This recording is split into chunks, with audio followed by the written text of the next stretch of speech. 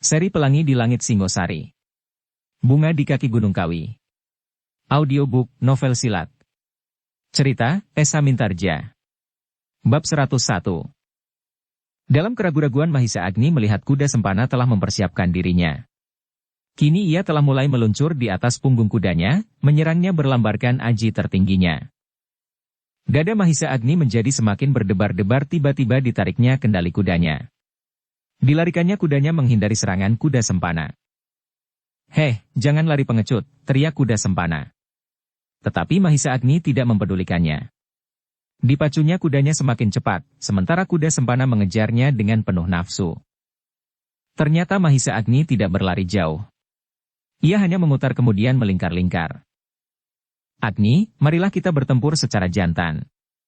Tanggon sebagai laki-laki. Jangan berlari-larian," teriak kuda sempana sambil mengacungkan pedangnya. Mahisa Agni tidak menjawab. Tetapi ia masih terus melarikan kudanya berputar-putar. "Heh, apakah kau sudah gila?" teriak kuda sempana pula. Mahisa Agni tersenyum di dalam hati. Memang orang yang terganggu jiwanya dapat saja menyebut orang lain seolah-olah menjadi gila. Tetapi orang itu tidak sempat menilik ke dalam dirinya sendiri. "Berhenti. Berhenti." Mahisa Agni tidak menghiraukannya. Bahkan kadang-kadang diperlambatnya kudanya, namun kemudian dipercepatnya. Ia menyadari bahwa kuda yang dipergunakan agak lebih baik dari kuda sempana. Sikap Mahisa Agni ternyata membuat kuda sempana menjadi semakin gila. Hatinya yang pepat menjadi semakin pepat. Ia benar-benar sudah tidak dapat membedakan mana yang baik dilakukan dan mana yang tidak. Sedemikian hatinya disaput oleh kekelaman, sehingga tidak dilihatnya lagi cara yang dapat dipergunakan ia untuk menyerang Mahisa Agni, selain satu-satunya yang dapat dilakukannya. Melontarkan pedang ke arahnya. Dan ternyata kuda sempana yang sedang kegelapan itu mempergunakan cara itu. Dengan penuh kemarahan, dengan kekuatan aji pemungkasnya, maka dilontarkannya pedangnya ke arah Mahisa Agni yang masih berputar-putar di sekitarnya. Ternyata lontaran pedang yang dilambari oleh kekuatan yang dahsyat itu, benar-benar mengagumkan.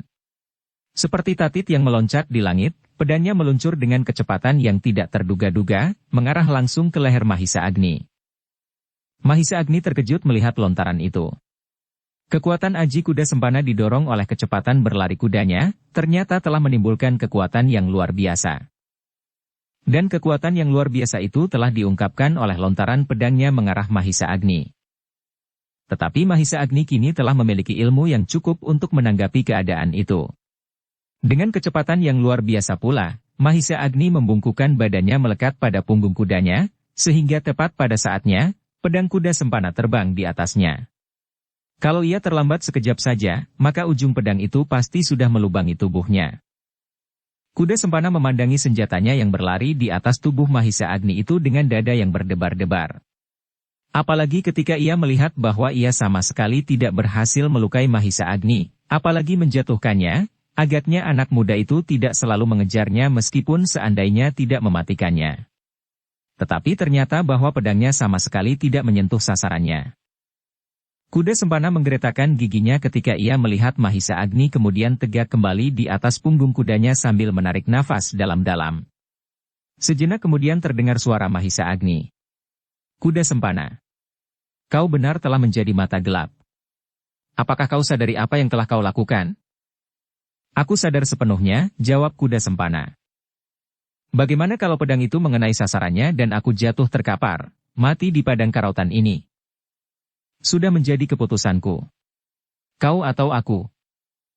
"Kuda sempana," berkata Mahisa Agni. "Aku sudah bersusah payah berusaha membebaskan diri dari tangan Kebo Sindet karena aku masih ingin hidup. Aku masih ingin melihat bendungan di padang karautan itu dapat mengangkat air ke sawah-sawah. Aku masih ingin melihat hamparan tanah persawahan yang hijau di atas padang yang selama ini kering kerontang, untuk menggantikan padukuhan Panawijen yang menjadi kuning kemerah-merahan seperti habis terbakar. Aku tidak peduli. Mungkin kau tidak akan mempedulikan keinginan-inginanku itu.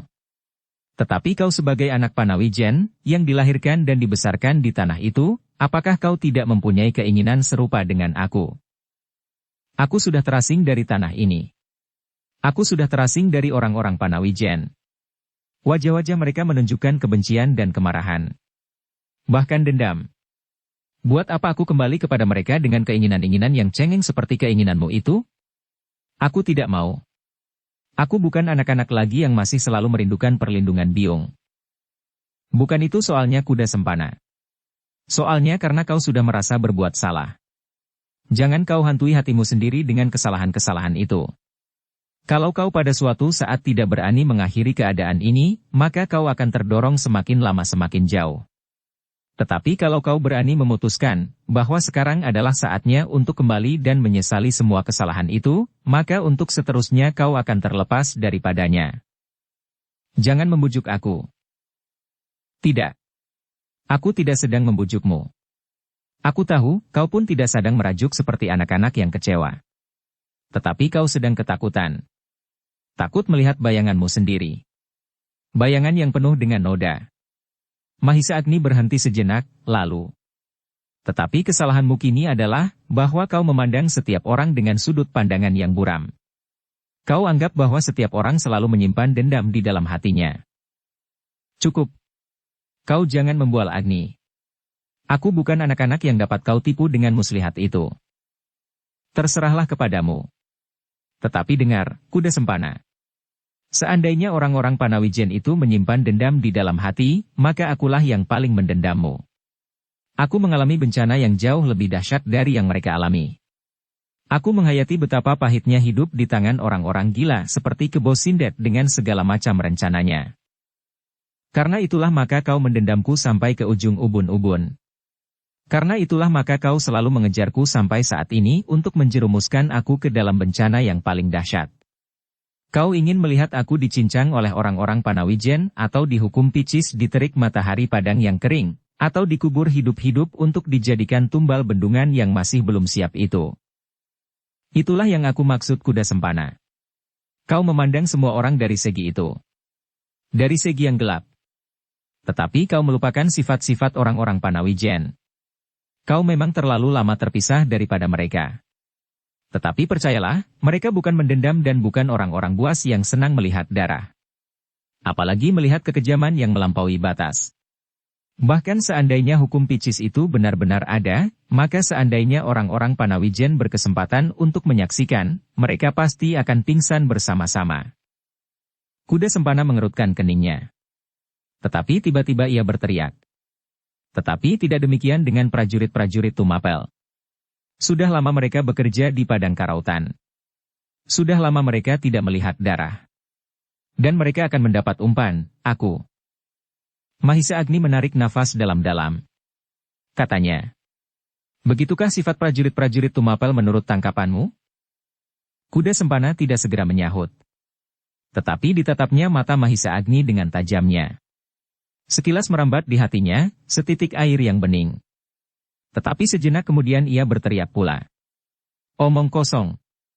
Lihat, betapa dari sepasang matamu memancar dendam dan kebencian tiada taranya.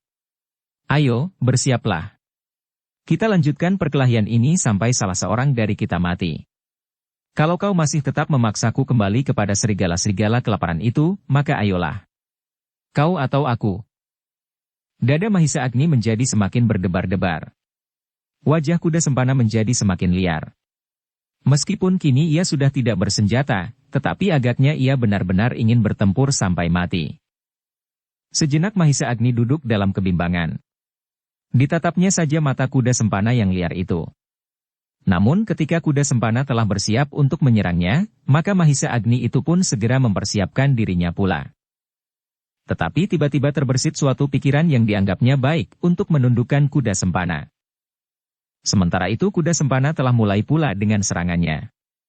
Meskipun tanpa senjata, tetapi Mahisa Agni terpaksa menghindarinya.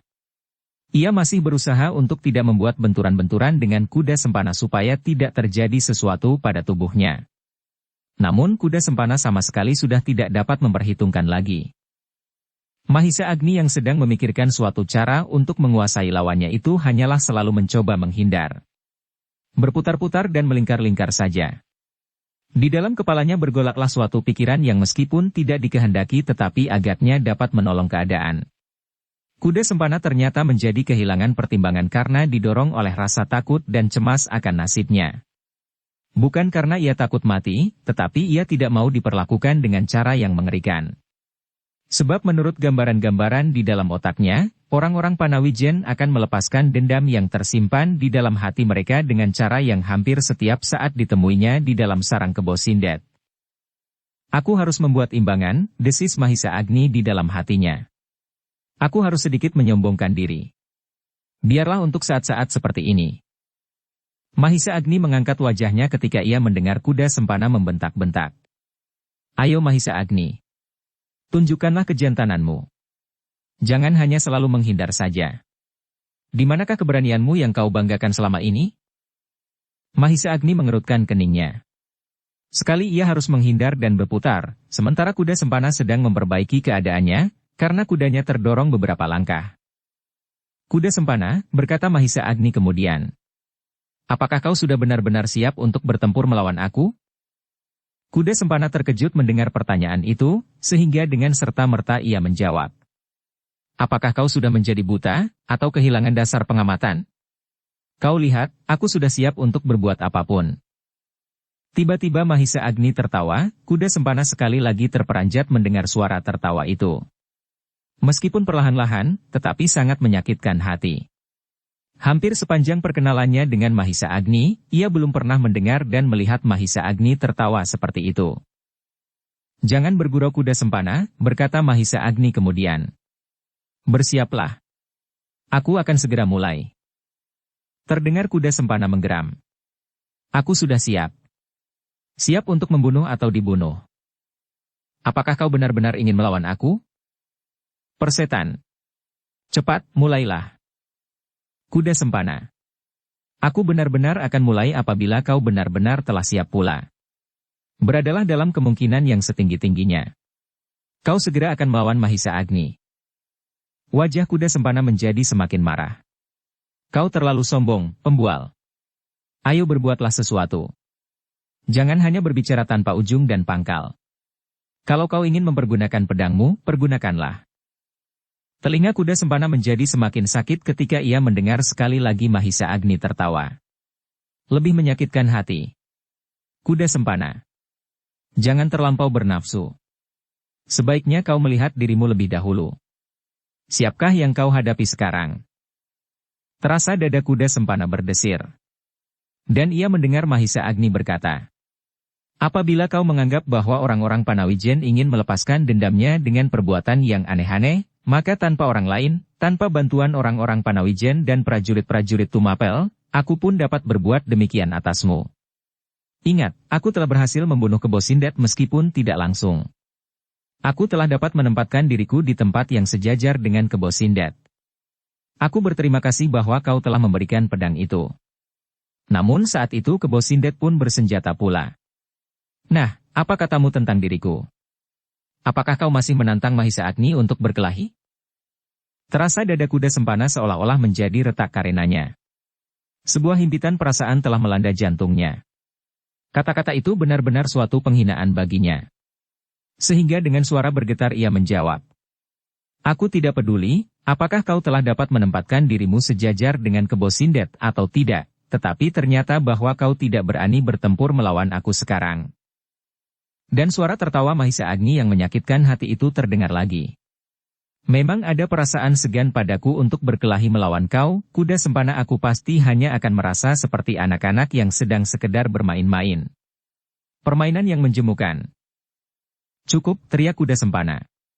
Kau sudah cukup banyak menghina aku Agni. Sekarang ayo kita mulai. Cepat. Kalau tidak, melawan atau tidak melawan, aku akan membunuhmu. Tunggu, berkata Mahisa Agni. Kalau kau mampu lakukanlah. Tetapi ingat, bahwa aku telah berhasil mengalahkan kebo Sindet.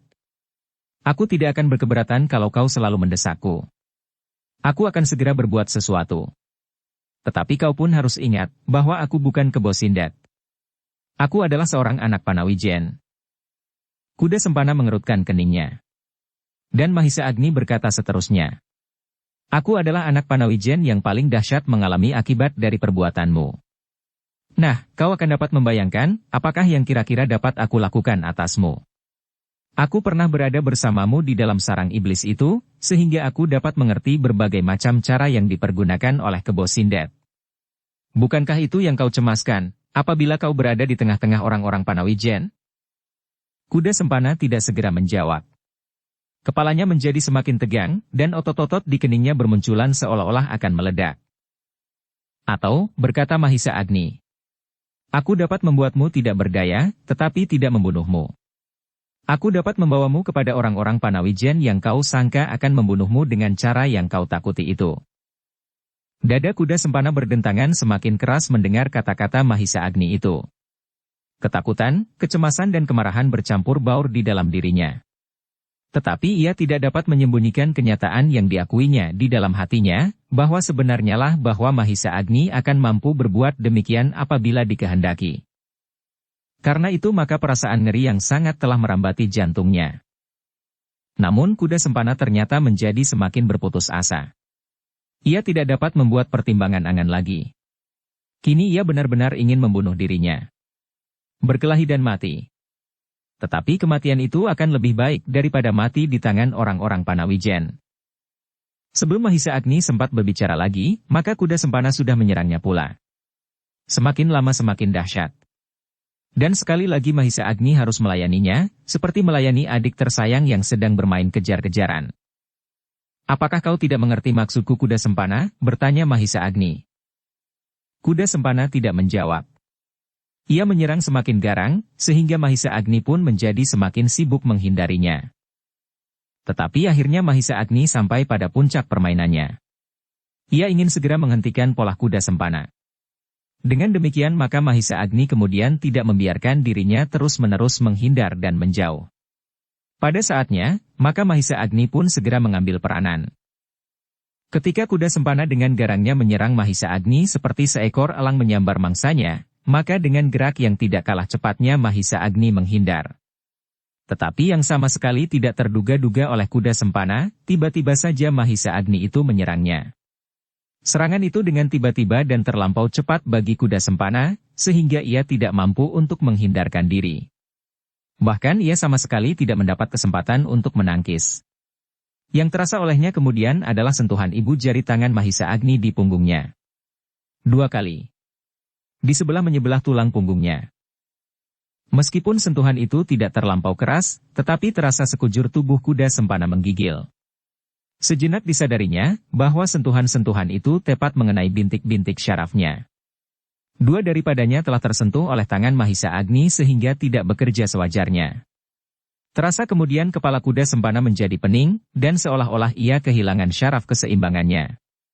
Terasa padang karautan itu berputar, semakin lama semakin cepat. Bahkan kemudian kudanya dan dirinya sendiri ikut pula berputar. Dengan gerak naluriah, maka ia menarik kekang kudanya dengan sisa-sisa tenaganya yang masih ada sehingga kudanya berhenti.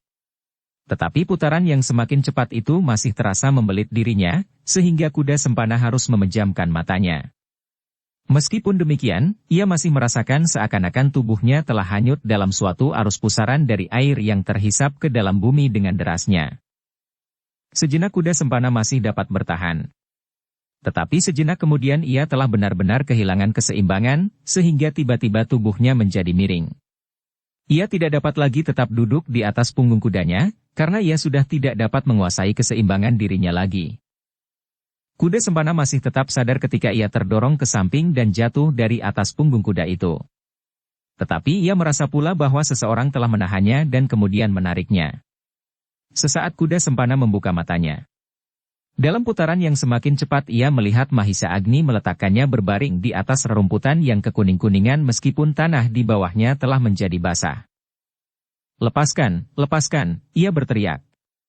Dengan marahnya Kuda Sempana berusaha untuk bangkit. Tetapi sekali lagi ia terjatuh karena tanah tempatnya berpijak seolah-olah berputar semakin cepat. "Jangan mencoba bangun Kuda Sempana," berkata Mahisa Agni. "Persetan. Ayo, bunuhlah aku. Dengan pedang? Terserah kepadamu." "Tidak. Aku tidak akan membunuhmu. Akan aku biarkan saja kau di sini. Bila terik matahari membara di langit, kau akan kepanasan, tetapi bila hujan yang lebat turun, kau akan kedinginan. Itu akan terjadi terus-menerus sebelum anjing-anjing liar menemukanmu di sini. Aku tidak tahu, manakah yang lebih buas, anjing-anjing liar itu atau buaya-buaya kerdil di rawa-rawa kemundungan. Setan. Kuda sempana mengumpat. Ayo, bunuh aku. Ya, aku memang sedang membunuhmu. Tetapi tidak dengan ujung pedang. Aku mempunyai caraku sendiri. Pengecut, pengkhianat. Ternyata kau lebih jahat dari Kebo Sindet. Mungkin aku lebih jahat dari Kebo Sindet. Tetapi aku kira orang-orang Panawijen itu tidak akan berbuat begitu atasmu. Terdengar kuda sempana menggeram. Tetapi ia tidak dapat membuka matanya. Ia masih merasa dirinya berputar. Sambil mengumpat-umpat ia memegang kedua belah keningnya dengan telapak tangannya. Tetapi ia tidak dapat menolong dirinya. Syaraf keseimbangannya ternyata sedang terganggu. Tiba-tiba kuda sempana merasa sentuhan pada punggungnya. Ia merasakan urutan yang menyelusur sisi tulang belakangnya. Kemudian sebuah tekanan yang keras sehingga terasa punggungnya menjadi sakit sekali. Patahkan. Patahkan punggungku, ia berteriak. Berbuatlah sekehendak hatimu. Tetapi bunuhlah aku secepatnya. Tidak terdengar jawaban. Tetapi terasa sesuatu merayapi kepalanya. Kemudian perlahan-lahan terasa kepalanya tidak berputar lagi, sehingga sedikit demi sedikit ia membuka matanya. Duduklah, terdengar suara Mahisa Agni. Buka matamu. Kau sudah baik. Kuda sempana membuka matanya perlahan-lahan. Dilihatnya Mahisa Agni berdiri di sampingnya. Meskipun kepalanya masih terlampau pening, tetapi padang karautan itu sudah tidak berputaran lagi. Sesaat kuda sempana membeku, duduk di atas rerumputan. Digelengkannya kepalanya dan dipijitnya keningnya. Perasaan pening itu masih mengganggu. Tetapi perlahan-lahan menjadi semakin berkurang. Ketika ia kemudian berpaling dilihatnya Mahisa Agni telah duduk di sampingnya. Tiba-tiba isi dadanya meluap kembali. Dengan serta-merta ia meloncat berdiri meskipun kepalanya masih terasa pening namun ia berkata, kenapa tidak kau bunuh saja aku Agni, sekarang aku sudah mampu lagi berkelahi melawanmu. Ayo, atau kaulah yang akan aku bunuh. Mahisa Agni masih tetap duduk di tempatnya. Dipandanginya kuda sempana dengan tenangnya. Kemudian terdengar ia berkata perlahan-lahan. Duduklah kuda sempana. Tidak. Aku akan bertempur sampai mati. Jangan terlampau keras kepala. Kau sebenarnya sudah menyadari keadaanmu. Tetapi kau mencoba untuk bertahan pada pendirianmu. Kuda sempana tidak segera menyahut. Ditatapnya wajah Mahisa Agni tajam-tajam. Hatinya berdesir ketika ia mendengar Mahisa Agni berkata, lihat kuda sempana, itu pedangmu yang kau lemparkan kepadaku. Ambillah, mungkin kau masih memerlukannya. Kuda sempana masih berdiri di tempatnya. Perasaan aneh telah menjalari dadanya, sehingga sejenak ia terpaku diam. Ambillah, dan duduklah. Aku ingin berbicara. Dengan mulut, tidak dengan pedang. Kuda sempana sama sekali tidak bergerak. Tidak beranjak dan tidak menyahut. Kau masih belum mempercayainya. Jangan kau takut-takuti hatimu dengan soal-soal yang kau buat-buat di dalam kepalamu sendiri. Kau buat bayangan-bayangan yang menakutkan dan kemudian kau sendiri menjadi ketakutan karenanya. Kau reka-reka di dalam angan-anganmu sesuatu yang mengerikan. Tetapi kemudian kau percaya angan-angan itu seolah-olah benar-benar akan terjadi. Kuda sempana masih mematung. Ambillah pedangmu. Cepat. Kuda sempana masih belum bergerak. Kenapa kau masih diam? Apakah kepalamu masih pening atau bahkan seakan-akan masih berputaran? Tanpa sesadarnya kuda sempana menggeleng. Nah, kalau begitu, ambil pedangmu. Kuda sempana tidak menyadari pengaruh apakah yang telah menggerakkannya melangkah ke arah pedangnya yang terletak di tanah. Ia berpaling dengan penuh keraguan-raguan, kemudian membungkuk memungut pedangnya itu. Dengan ragu-ragu disarungkannya pedangnya pada orangkanya. Mahisa Agni yang masih duduk di tempatnya menarik nafas dalam-dalam. Ternyata atas kehendaknya sendiri kuda sempana telah menyarungkan pedangnya. Dengan demikian ia berharap bahwa ia untuk selanjutnya akan dapat berbicara dengan baik-baik. Tetapi untuk sesaat Mahisa Agni masih berdiam diri di tempatnya. Dipandanginya saja kuda sempana yang kemudian melangkah perlahan-lahan ke arahnya. Duduklah, berkata Mahisa Agni kemudian. Tidak, jawab kuda sempana. Tetapi suaranya telah menjadi lemah. Aku masih ingin bertempur. Duduklah, ulang Mahisa Agni. Ternyata kata-katanya itu mengandung perbawa yang kuat, yang tidak terlawan oleh kuda sempana dalam keadaannya itu. Karena itu, maka seolah-olah tanpa dikehendakinya sendiri, ia pun perlahan-lahan meletakkan dirinya, duduk beberapa langkah dari Mahisa Agni. Kuda sempana, berkata Mahisa Agni. Maaf, bahwa aku telah membuatmu kehilangan keseimbangan. Bukan maksudku untuk menyakitimu, tetapi aku hanya ingin berbuat demikian sebagai pengantar pembicaraan. Kau tidak dapat mendengarkan kata-kataku tanpa sedikit tekanan. Tetapi percayalah bahwa hal itu tidak akan mengganggumu untuk seterusnya. Kuda sempana tidak menyahut. Tetapi tiba-tiba kepalanya menunduk. Kau terlampau jauh berprasangka atas orang-orang Panawijen. Aku tahu bahwa kau ternyata telah dikejar-kejar oleh perasaan bersalah. Tetapi dengarlah aku, bahwa orang-orang Panawijen tidak akan berbuat apa-apa atasmu. Aku akan menjelaskan kepada mereka, bahwa kau telah menyesali segala kesalahan itu. Bahwa keadaanmu telah membuat kau terbangun dari mimpi yang buruk itu. Kau menjebakku, sahut kuda sempana meskipun sudah tidak terlampau garang. Buat apa aku menjebakmu? Kalau aku mau, aku dapat berbuat apa saja atasmu. Karena itu aku terpaksa membuatmu kehilangan keseimbangan. Maksudku, supaya kau sadari, bahwa aku dapat berbuat seperti yang kau angan-angankan itu tanpa membujukmu, kemudian menangkapmu beramai-ramai. Aku sendiri mampu melakukannya. Melumpuhkan kau, mengikatmu di belakang kudaku dan menyeretmu kepada orang-orang Panawijen itu untuk bersama-sama mencincangmu. Tetapi aku tidak melakukannya. Masihkah kau menganggap bahwa aku sedang membujukmu? Masihkah kau menganggap bahwa karena aku tidak mampu menangkapmu sendiri, lalu aku menjebakmu di antara orang-orang Panawijen dan prajurit-prajurit Tumapel? Kuda sempana tidak segera menjawab. Perlahan-lahan pikirannya mulai bekerja kembali, meskipun harus dituntun setapak demi setapak oleh Mahisa Agni. Tetapi sejenak kemudian tumbuhlah pengakuan di dalam diri kuda sempana bahwa Mahisa Agni itu berkata sebenarnya. Ia dapat berbuat seperti yang dikatakannya.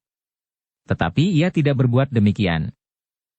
Dalam kediamannya ia mendengar suara Mahisa Agni. Marilah. Berdirilah. Kita kembali kepada orang-orang Panawijen yang pasti sedang dihadapkan pada suatu teka-teki tentang diri kita. Sekali lagi kuda sempana didorong oleh suatu kekuatan yang tidak dimengertinya, membawanya berdiri dan melangkah ke arah kudanya yang sedang asyik makan rumput. Dan sejenak kemudian keduanya telah berada di punggung kuda masing-masing, yang berlari kembali ke perkemahan orang-orang Panawijen dan prajurit-prajurit Tumapel. Yang berguguran. Betapa beratnya, namun kuda sempana akhirnya dapat diterima juga oleh orang-orang Panawijen dan prajurit-prajurit Tumapel atas tanggung jawab Mahisa Agni. Meskipun dengan membentak-bentak dan berteriak namun aku Tunggul Ametung pun memaafkannya pula. Tetapi untuk sementara kuda sempana diserahkan kepada Ken Arok dan Mahisa Agni, supaya diawasinya. Dan untuk sementara kuda sempana harus tetap berada di padang karautan bersama-sama dengan Ken Arok dan orang-orang Panawijen. Kau tidak dapat berada kembali di lingkungan istana, berkata aku Tunggul Ametung. Kuda sempana menundukkan kepalanya dalam-dalam. Dalam sekali. Perlahan-lahan ia menyahut. Hamba berterima kasih sekali bahwa tuanku tidak menggantung hamba di alun-alun. Dimanapun hamba akan diletakkan hamba tidak akan berkeberatan. Kuda sempana yang sudah agak lama tidak bergaul dengan aku terkejut ketika tiba-tiba aku berteriak. Apa hakmu untuk berkeberatan? Heh! Kuda sempana menjadi gelisah. Tetapi dicobanya untuk mengingat-ingat sifat-sifat aku Tunggul Ametung, pada saat ia masih berada di istana. Kau tidak punya hak sama sekali untuk berkata begitu. Kau memang harus menjalani setiap perintahku. Hamba tuanku, jawab kuda sempana. Aku Tunggul Ametung mengangguk-anggukan kepalanya sambil meraba-raba dagunya. Kemudian kepada Mahisa Agni ia berkata. Bagaimana dengan kau? Hamba tinggal di padang ini tuanku, jawab Mahisa Agni. Tetapi kau harus pergi ke istana. Terserah kepadamu. Sehari atau 2 hari, supaya adikmu percaya, bahwa kau masih hidup. Supaya ia menjadi agak tentram dan tidak selalu dicengkam oleh kegelisahan dan kebingungan. Kegelisahannya adalah kegelisahanku. Dan kegelisahanku adalah kegelisahan seluruh Tumapel. Mahisa Agni termenung sejenak. Ia dapat mengerti betapa Ken Dede selalu gelisah memikirkannya. Ia adalah satu-satunya orang yang masih dianggap keluarganya. Tetapi bagaimanakah dengan dirinya sendiri? Bagaimana? Desak aku Tunggul Ametung, aku memerlukanmu. Untuk kepentingan adikmu. Akhirnya Mahisa Agni tidak dapat menolak lagi. Sambil membungkukkan kepalanya dalam-dalam ia menjawab. Hamba akan menurut segala perintah tuanku. Hamba akan ikut serta ke istana untuk sehari atau 2 hari. Selebihnya hamba akan tinggal di dekat bendungan ini, bendungan yang masih harus diselesaikan ini. Untuk selanjutnya terserah kepadamu. Besok kita berangkat. Kembali ke Tumapel. Kuda Sempana tinggal di sini. Untuk sementara aku serahkan kepada Ken Arok selama Mahisa Agni berada di Tumapel. Untuk seterusnya orang itu menjadi tanggung jawab kalian berdua. Apakah kalian mengerti? Keduanya hampir bersamaan menjawab. Hamba tuanku. Baik, berkata aku itu selanjutnya. Tetapi taman itu harus segera siap pula. Setelah Mahisa Agni berada kembali di sini, maka kau mendapat kesempatan lebih banyak Ken Arok. Kecuali perhitunganmu terhadap banjir yang setiap saat dapat melanda bendungan itu, maka taman itu pun harus mendapat perhatian pula di sini. Sekarang ada Ken Arok, Mahisa Agni dan Kebo Ijo. Sekali lagi hampir bersamaan Ken Arok dan Mahisa Agni menjawab. Hamba tuanku. Aku Tunggul Ametung mengangguk-anggukan kepalanya. Dilihatnya Kebo Ijo duduk di sudut ruangan itu pula. Tetapi kepalanya menunduk dalam-dalam. Karena itu aku tidak melihat bahwa anak bengal itu sedang menahan senyumnya kuat-kuat. Baginya semua itu terasa terlampau menggelikan. Sesaat kemudian kepada Witantra, aku berkata, besok, pada pagi-pagi hari kita berangkat kembali ke Tumapel. Siapkan orang-orangmu. Kini Witantralah yang menjawab sambil mengangguk. Hamba tuanku. Pembicaraan itu pun segera berakhir. Masing-masing pergi kepada kewajibannya. Tetapi ternyata matahari telah menjadi terlampau rendah dan sesaat kemudian hilang di balik garis batas di ujung barat. Ketika Mahisa Agni mengangkat wajahnya, dilihatnya awan yang kelabu mengambang di langit perlahan-lahan hanyut oleh arus angin padang yang basah. Mudah-mudahan tidak turun hujan lebat, desisnya. Selangkah-selangkah ia berjalan menuju ke bendungan. Orang-orang Panawijen dan para prajurit Tumapel telah beristirahat. Untuk sementara mereka tidak lagi bekerja siang dan malam sejak bendungan itu dilanda banjir. Mereka seolah-olah memerlukan waktu beristirahat sehari 2 hari setelah memeras seluruh tenaga dan ketegangan perasaan yang memuncak. Tetapi di siang hari, mereka bekerja dengan sepenuh tenaga pula, sehingga bendungan itu sudah memiliki alat pengaman yang lebih banyak, setelah banjir yang pertama memberi mereka petunjuk-petunjuk letak kelemahannya. Ketika Mahisa Agni berada di ujung bendungan, terasa hatinya berdesir.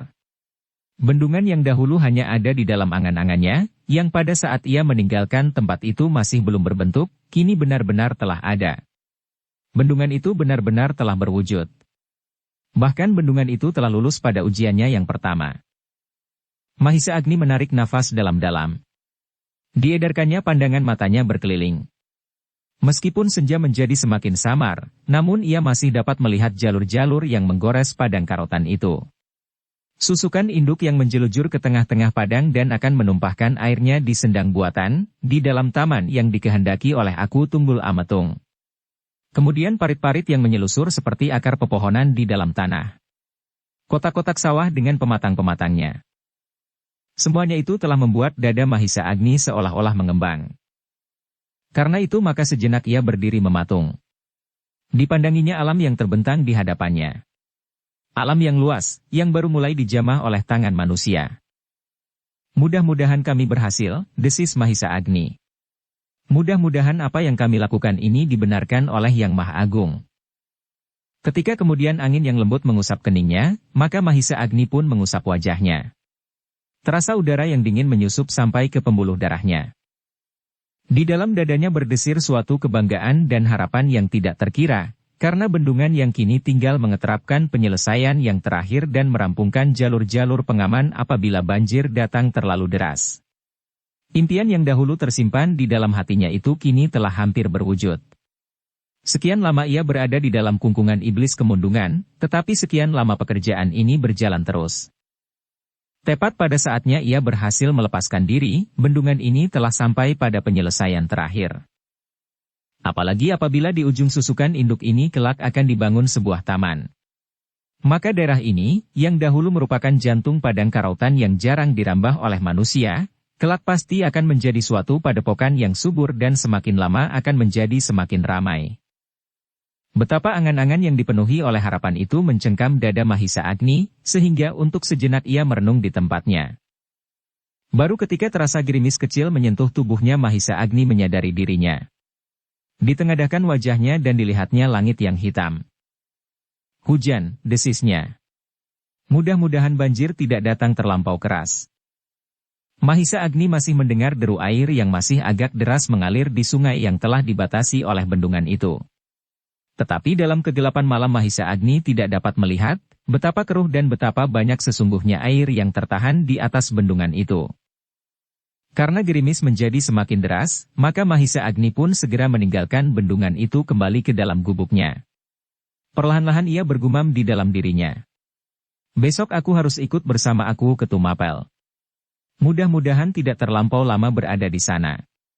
Aku ingin menunggui bagaimana bendungan ini terselesaikan.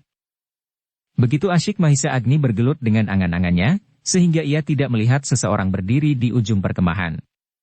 Mahisa Agni berjalan beberapa langkah di muka orang itu, tetapi Mahisa Agni yang berjalan sambil menunduk itu tidak melihatnya. Baru ketika orang itu terbatuk kecil, langkah Mahisa Agni tertegun. Dipalingkannya wajahnya, dan dilihatnya seseorang berdiri acuh tidak acuh. Kau Kebo Ijo, sapa Mahisa Agni. Kebo Ijo berpaling. Desisnya. Dari mana kau Mahisa Agni? Aku melihat bendungan itu Kebo Ijo. Ternyata aku menjadi sangat berterima kasih, bahwa selama aku tidak ada di sini, orang-orang Panawijen dan prajurit-prajurit Tumapel telah menyelesaikannya. Kebo Ijo mengerutkan keningnya. Dan sesaat kemudian Mahisa Agni menjadi terkejut karena Kebo Ijo tiba-tiba saja tertawa. Katanya.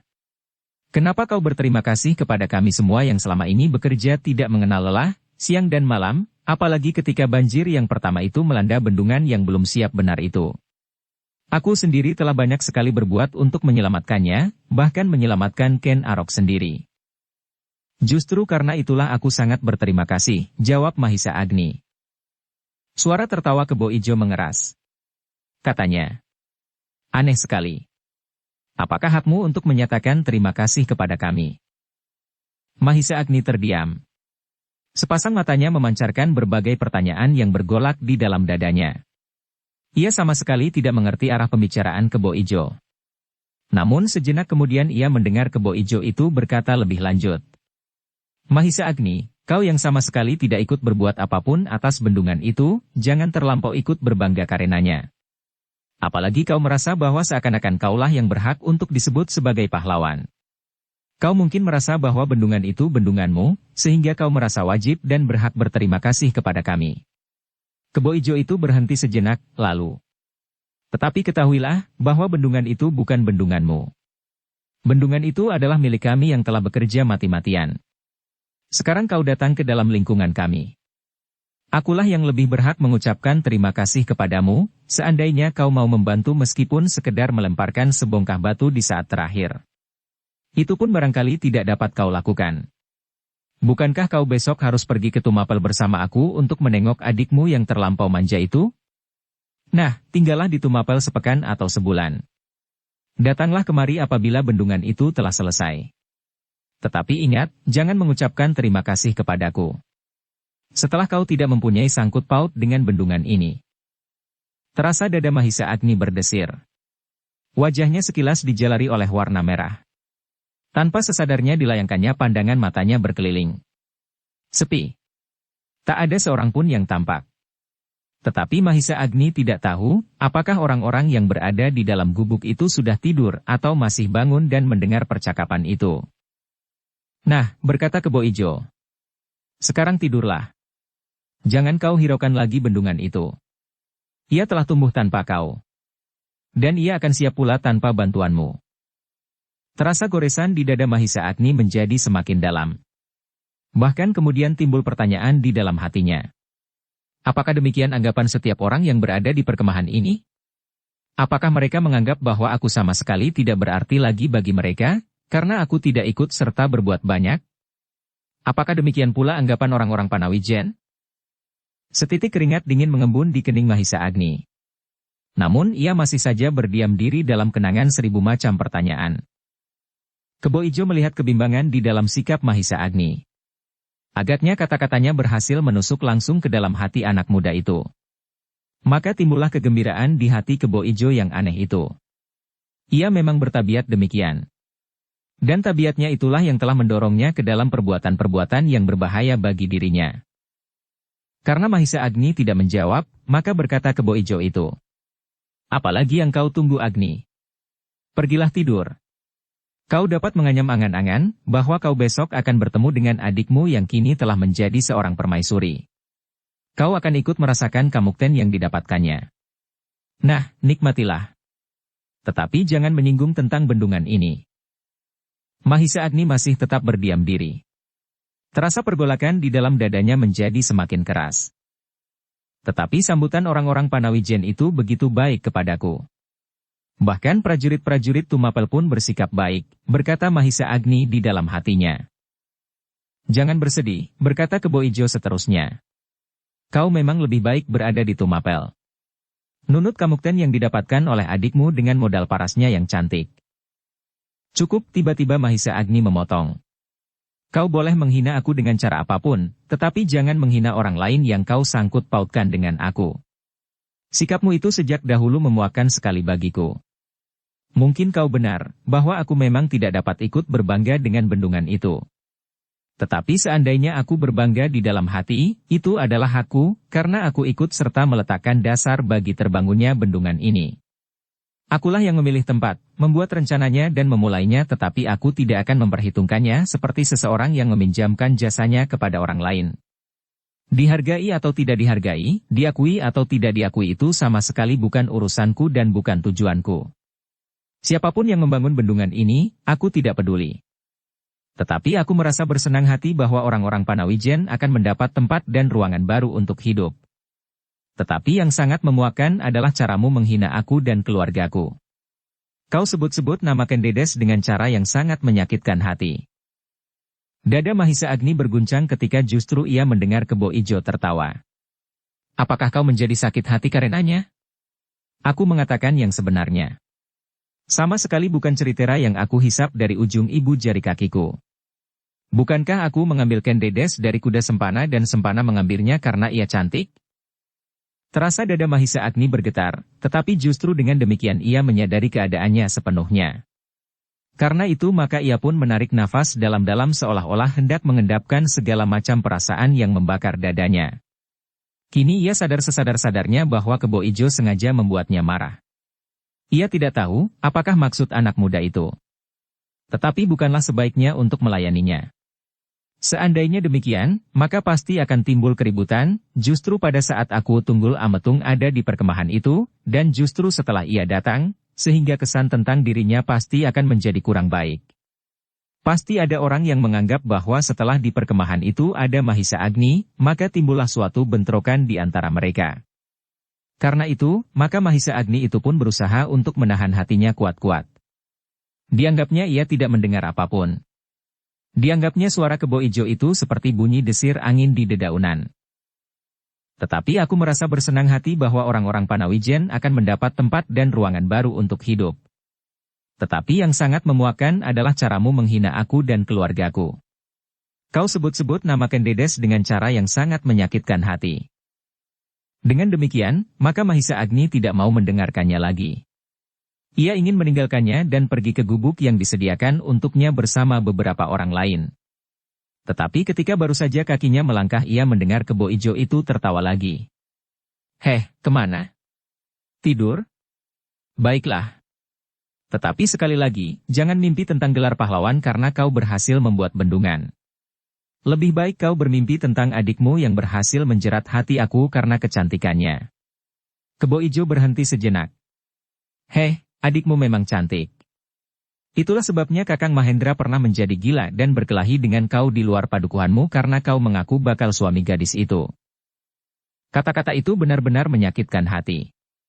Seandainya Mahisa Agni masih belum mendapatkan kemantapan tentang dirinya dan berhasil mengalahkan Kebo Sindet, maka Kebo Ijo pasti sudah diterkamnya. Tetapi kini sikapnya menjadi lain. Ia tidak menyerangnya. Ditahankannya kemarahan di dalam hatinya. Namun terdengar giginya bergemeretak. Tetapi tiba-tiba mereka berdua, Mahisa Agni dan Kebo Ijo terkejut ketika tiba-tiba mereka mendengar dari balik perkemahan seseorang berkata, "Kau sudah menjadi gila Kebo Ijo." Ketika mereka berpaling, mereka melihat Witantra berdiri di sudut sebuah gubuk yang pendek. "Apakah kau sadari apa yang kau katakan? Aku mendengar sebagian besar dari kata-katamu.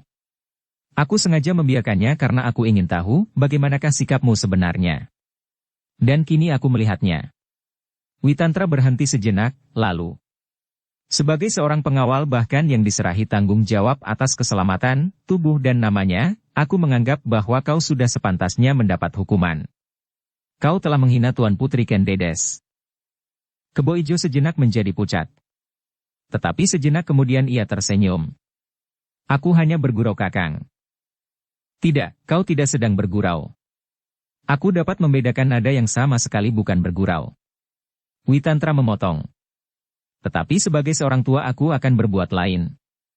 Aku masih melihat kemungkinan yang baik di hari depanmu yang panjang.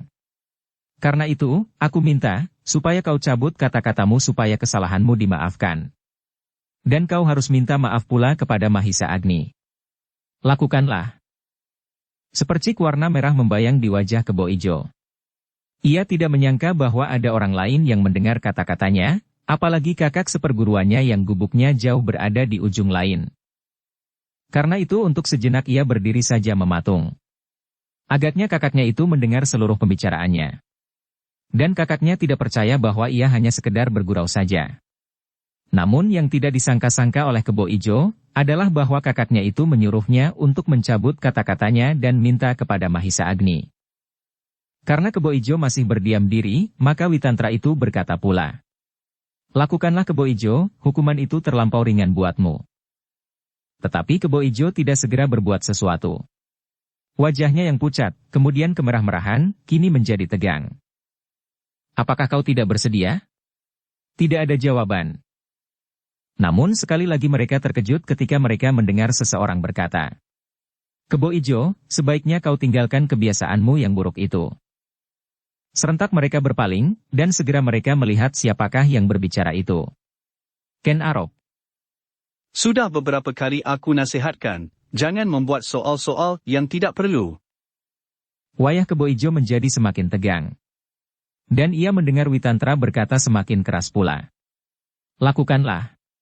Kau harus mencabut kata-katamu di hadapanku, pimpinan pengawal aku Tunggul Ametung dan kini ada 2 saksi. Kemudian kau harus minta maaf kepada Mahisa Agni." Kebo Ijo kini berdiri gemetar. Ia tidak membayangkan bahwa hal serupa itu akan mungkin dilakukannya. Sejenak ia dicengkam oleh kebimbangan. Tetapi menilik sorot mata kakak seperguruannya, ia tidak dapat bermain-main lagi. Kakaknya itu agaknya benar-benar marah kepadanya. Apalagi kini telah hadir pula Ken Arok, yang ternyata mendengar pula pembicaraannya. "Lakukanlah Kebo Ijo," terdengar suara Ken Arok. "Bukan suatu penghinaan bagimu. Tetapi dengan demikian kau akan selalu teringat, bahwa sikapmu yang demikian itu sama sekali tidak menguntungkan bagimu dan bagi siapapun juga. Kau pun harus ingat, bagaimana kau untuk pertama kali berada di tempat ini. Belum sehari kau sudah menumbuhkan persoalan. Sekarang, kedatangan Mahisa Agni kau songsong dengan sikapmu yang aneh itu." Wajah Kebo Ijo menjadi semakin tegang. Setitik keringat dingin merentul di dahinya. "Lakukanlah," berkata Witantra. Ia nampak bersungguh-sungguh. Tetapi yang terdengar kemudian adalah suara Mahisa Agni. "Kebo Ijo, kalau kakakmu menghendaki kata-katamu itu dicabut, cabutlah. Tetapi bahwa kau harus minta maaf kepadaku hal itu tidak perlu kau ucapkan dengan kata-kata, tetapi asal pengakuan bersalah itu telah tumbuh di dalam hatimu, sebenarnya telah cukup bagiku." Kebo Ijo berpaling sejenak. Dipandanginya wajah Mahisa Agni. Sekilas tampak perubahan pada wajah itu, tetapi Mahisa Agni sama sekali tidak tahu apakah yang bergolak di dalam dada Kebo Ijo, sehingga terungkap pada perubahan wajah itu. Namun sejenak kemudian Kebo Ijo itu menundukkan wajahnya. Witantra dan Ken Arok merasakan sentuhan yang lembut di dalam hati mereka. Pernyataan Mahisa Agni itu benar-benar telah menumbuhkan perasaan hormat di dalam diri mereka. Sehingga dengan demikian, maka sejenak mereka terdiam. Padang karotan itu pun kemudian menjadi sunyi. Suara belalang terdengar bersahut-sahutan di kejauhan. Sekali-sekali terasa angin yang lembut mengusap wajah-wajah mereka yang tegang. Sejenak kemudian terdengar suara Witantra. Kebo Ijo, kau benar-benar harus menyadari keadaan dirimu. Memang sulit untuk mencari kesempatan seperti yang diberikan oleh Mahisa Agni kepadamu. Tetapi kau harus benar-benar mengakui di dalam hatimu bahwa kau telah berbuat salah. Sekarang katakanlah bahwa kau telah mencabut ucapanmu tentang Tuan Puteri. Dan katakanlah di dalam hatimu seperti yang dimaksudkan oleh Mahisa Agni bahwa kau menyesali perbuatanmu. Kebo Ijo mengangkat wajahnya. Dipandanginya kakak seperguruannya, Ken Arok dan Mahisa Agni berganti-ganti. Tetapi ia sadar bahwa kakaknya memang sedang bersungguh-sungguh karena itu, maka tidak ada pilihan lain yang harus dilakukan, kecuali memenuhi perintah kakaknya itu. Katakanlah Kebo Ijo, teriak Witantra. Kebo Ijo menelan ludahnya, lalu katanya. Aku cabut kata-kataku tentang tuanku permaisuri itu kakang. Aku memang tidak bersungguh-sungguh bermaksud demikian. Bersungguh-sungguh atau tidak, tetapi sudah berapa puluh kali aku memperingatkan, jagalah mulutmu. Mulutmu akan dapat menjerumuskan kau ke dalam suatu keadaan yang paling parah. Mulutmu dan sikapmu. Aku menyayangkannya, bukan saja karena kau adik seperguruanku, tetapi lebih daripada itu adalah hari depanmu sendiri. Kebo Ijo mengangguk. Ya kakang. Untunglah Mahisa Agni bersikap terlampau baik-baik. Kalau tidak, maka kau harus berlutut di hadapannya dan minta maaf kepadanya.